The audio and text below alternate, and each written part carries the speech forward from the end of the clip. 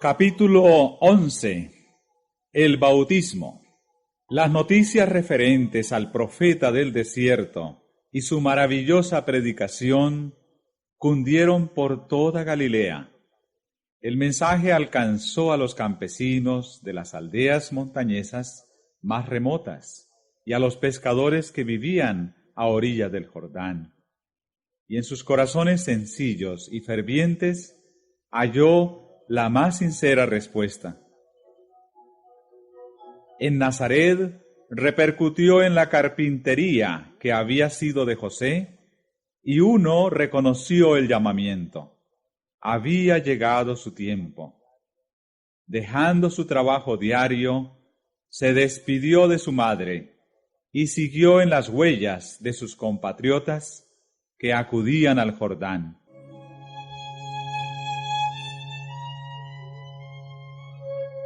Jesús y Juan el Bautista eran primos, estrechamente relacionados por las circunstancias de su nacimiento. Sin embargo, no habían tenido relación directa.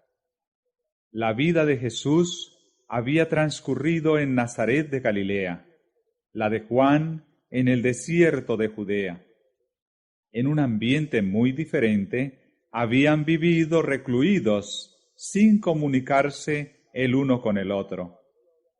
La providencia lo había ordenado así.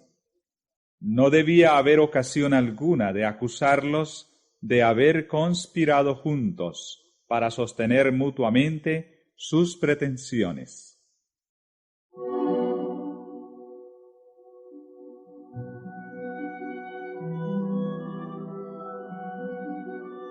Juan conocía los acontecimientos que habían señalado el nacimiento de Jesús. Había oído hablar de la visita a Jerusalén en su infancia y de lo que había sucedido en la escuela de los rabinos. Conocía la vida sin pecado de Jesús y creía que era el Mesías, aunque sin tener seguridad positiva de ello. El hecho de que Jesús había quedado durante tantos años en la oscuridad sin dar ninguna evidencia especial de su misión, daba ocasión a dudar de que fuese el ser prometido. Sin embargo, el Bautista esperaba con fe, sabiendo que al tiempo señalado por Dios, todo quedaría aclarado. Se le había revelado que el Mesías vendría a pedirle el bautismo, y entonces se daría una señal de su carácter divino. Así podría presentarlo al pueblo.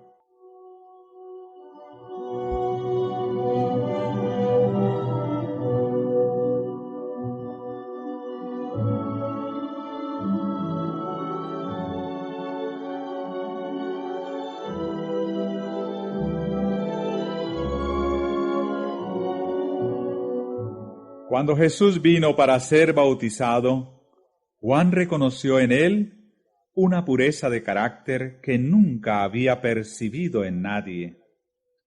La misma atmósfera de su presencia era santa e inspiraba reverencia. Entre las multitudes que le habían rodeado en el Jordán, Juan había oído sombríos relatos de crímenes y conocido almas agobiadas por miriadas de pecados. Nunca había estado en contacto con un ser humano que irradiase una influencia tan divina. Todo esto concordaba con lo que le había sido revelado acerca del Mesías. Sin embargo, vacilaba en hacer lo que le pedía Jesús. ¿Cómo podía él, pecador, bautizar al que era sin pecado? ¿Y por qué había de someterse el que no necesitaba arrepentimiento a un rito que era una confesión de culpabilidad que debía ser lavada?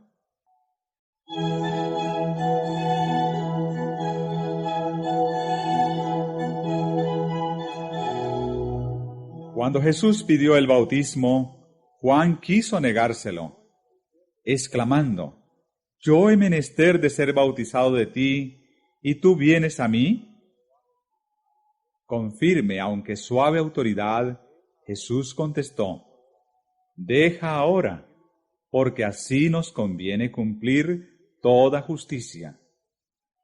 Y Juan, cediendo, condujo al Salvador al agua del Jordán y le sepultó en ella. Y Jesús, después que fue bautizado, subió luego del agua, y he aquí los cielos le fueron abiertos, y vio al Espíritu de Dios que descendía como paloma y venía sobre él.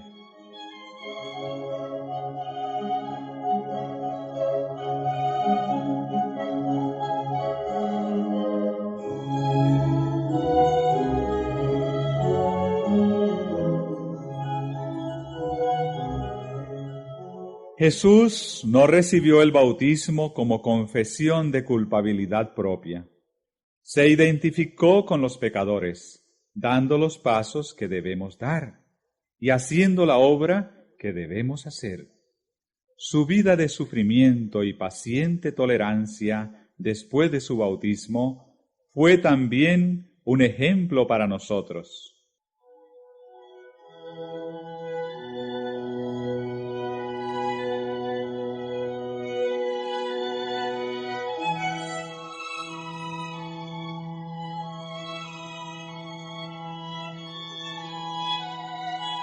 Después de salir del agua, Jesús se arrodilló en oración a orillas del río. Se estaba abriendo ante él una era nueva e importante. De una manera más amplia, estaba entrando en el conflicto de su vida.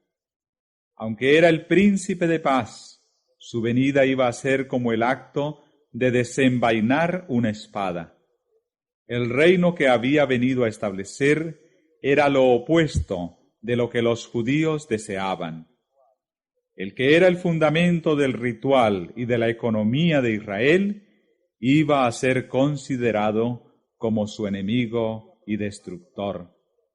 El que había proclamado la ley en el Sinaí iba a ser condenado como transgresor.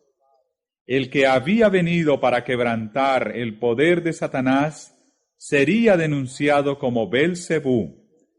Nadie en la tierra le había comprendido, y durante su ministerio debía continuar andando solo.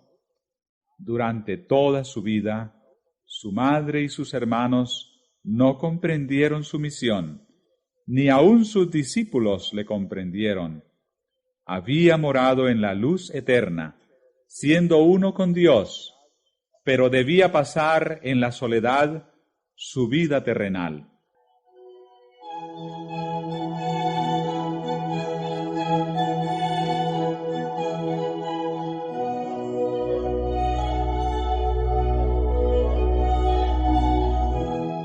Como uno de nosotros, debía llevar la carga de nuestra culpabilidad y desgracia.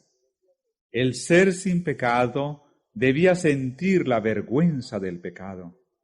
El amante de la paz debía habitar con la disensión. La verdad debía morar con la mentira. La pureza con la vileza. Todo el pecado, la discordia y la contaminadora concupiscencia de la transgresión torturaban su espíritu.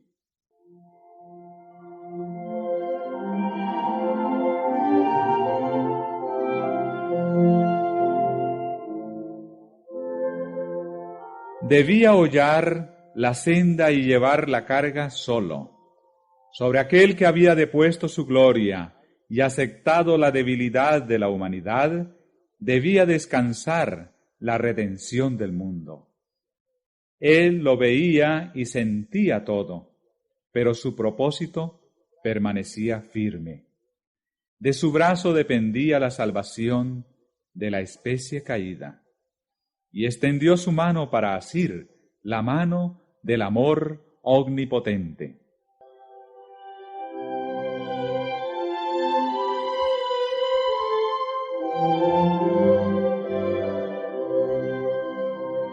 La mirada del Salvador parece penetrar el cielo mientras vuelca los anhelos de su alma en oración. Bien sabe Él cómo el pecado endureció los corazones de los hombres, y cuán difícil les será discernir su misión y aceptar el don de la salvación. Intercede ante el Padre a fin de obtener poder para vencer su incredulidad, para romper las ligaduras con que Satanás los encadenó y para vencer en su favor al destructor. Pide el testimonio de que Dios acepta la humanidad en la persona de su Hijo.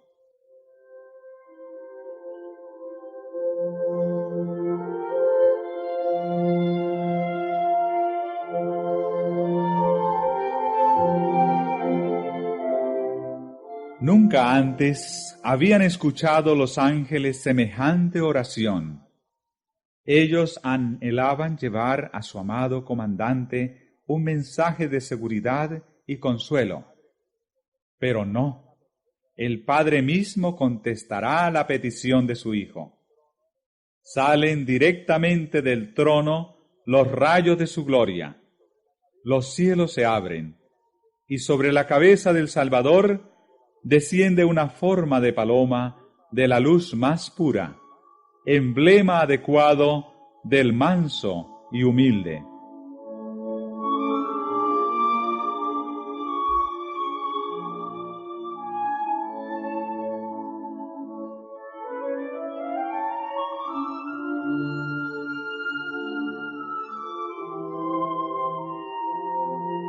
Entre la vasta muchedumbre que estaba congregada a orillas del Jordán, pocos, además de Juan, discernieron la visión celestial. Sin embargo, la solemnidad de la presencia divina embargó la asamblea. El pueblo se quedó mirando silenciosamente a Cristo. Su persona estaba bañada de la luz que rodea siempre el trono de Dios. Su rostro, dirigido hacia arriba, estaba glorificado como nunca antes habían visto ningún rostro humano. De los cielos abiertos se oyó una voz que decía: «Este es mi Hijo amado, en el cual tengo contentamiento».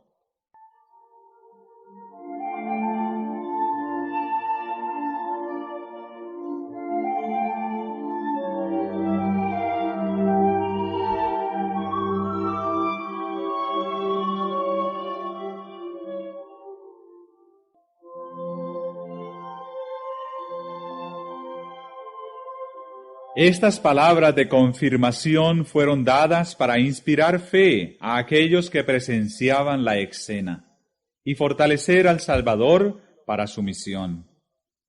A pesar de que los pecados de un mundo culpable pesaban sobre Cristo, a pesar de la humillación que implicaba el tomar sobre sí nuestra naturaleza caída, la voz del cielo lo declaró Hijo del Eterno.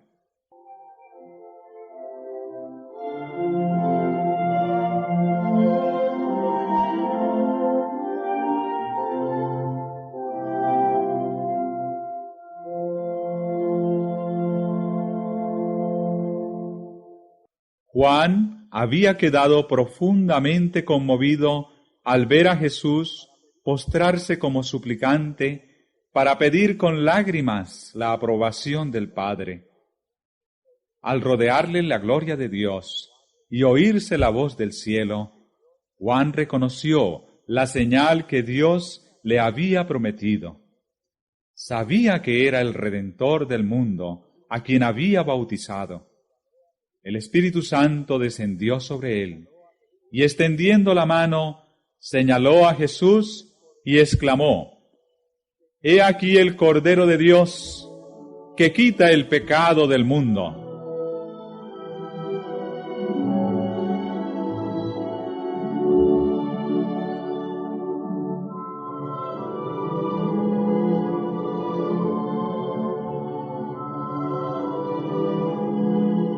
Nadie de entre los oyentes, ni aun el que las pronunció, discernió el verdadero significado de estas palabras: el Cordero de Dios.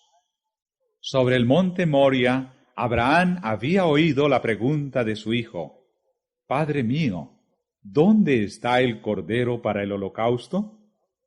El padre contestó: Dios se proveerá de Cordero para el holocausto, hijo mío. Y en el carnero divinamente provisto en lugar de Isaac, Abraham vio un símbolo de aquel que había de morir por los pecados de los hombres. El Espíritu Santo, mediante Isaías, repitiendo la ilustración, profetizó del Salvador: como cordero fue llevado al matadero. Jehová cargó en él el pecado de todos nosotros. Pero los hijos de Israel no habían comprendido la lección.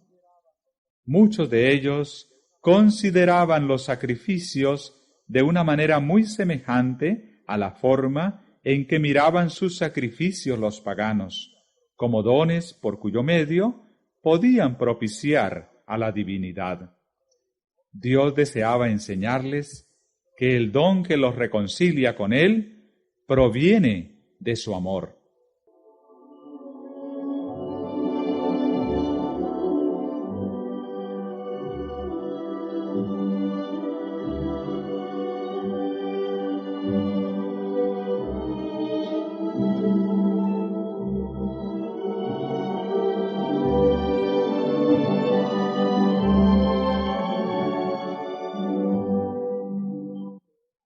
Y las palabras dichas a Jesús a orillas del Jordán: Este es mi Hijo amado, en el cual tengo contentamiento, abarcan a toda la humanidad. Dios habló a Jesús como a nuestro representante. No obstante todos nuestros pecados y debilidades, no somos desechados como inútiles. Él nos hizo aceptos en el amado. La gloria que descansó sobre Jesús es una prenda del amor de Dios hacia nosotros. Nos habla del poder de la oración, de cómo la voz humana puede llegar al oído de Dios y ser aceptadas nuestras peticiones en los atrios celestiales. Por el pecado, la tierra quedó separada del cielo y enajenada de su comunión. Pero Jesús la ha relacionado otra vez con la esfera de gloria. Su amor rodeó al hombre y alcanzó el cielo más elevado.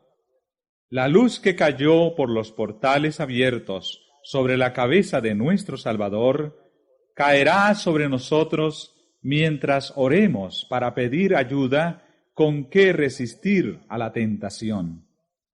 La voz que habló a Jesús dice a toda alma creyente: Este es mi Hijo amado, en el cual tengo contentamiento.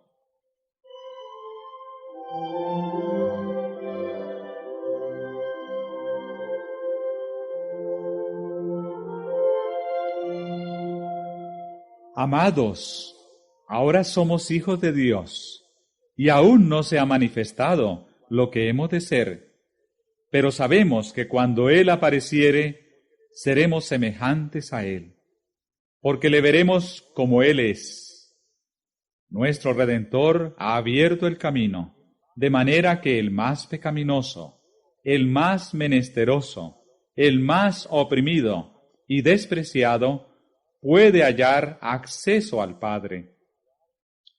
Todos pueden tener un hogar en las mansiones que Jesús ha ido a preparar.